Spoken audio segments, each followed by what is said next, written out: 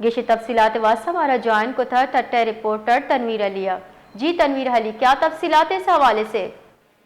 जी बिल्कुल, ये Benazir income support programme की रकम की अदायगी के दौरान मकली डिग्री कॉलेज के कॉमर्स बिल्डिंग में खवातीन रकम की अदायगी वसूल करी थी। तो छत दीवार का जो मलबा है वो गिरने से दो खवातीन जो वो शदीद जख्मी हो गई, जिन्हें सिविल हॉस्पिटल ठट्टा मुंतकल किया गया था।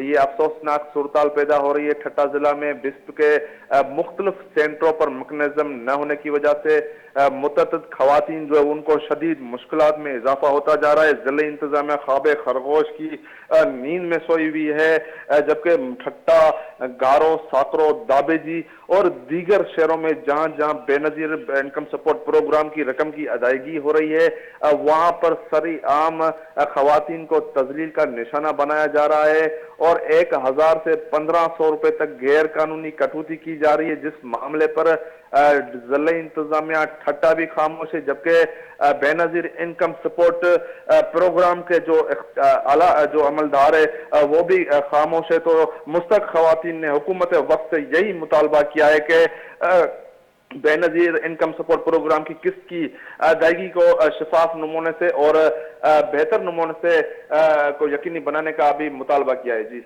जी, बहुत बहुत शुक्रिया तनवीर अली, तफसीलात से आगाह करने के लिए।